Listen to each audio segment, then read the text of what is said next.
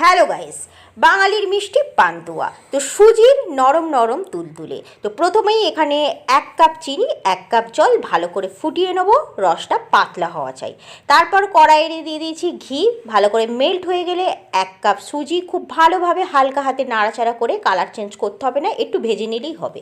তারপর 1 cup 2 cup দুধ দিয়ে একটু বাস ফুলিয়ে নেবো, একটু ফুলে উঠবে। তারপর এটাকে একটু হাতে ঘি নিয়ে খুব ভালো করে ঠেসে ঠেসে মেখে ছোটো ছোটো ছোটো ছোটো বলস তৈরি করব।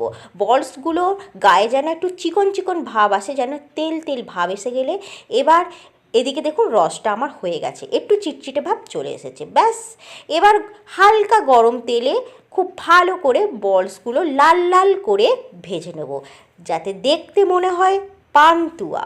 ব্যাস এবার তুলে মিষ্টির রসেতে ছেড়ে দেবো। হয়ে গেল আজকে নরম নরম তুলতুলে গরম গরম স্পঞ্জ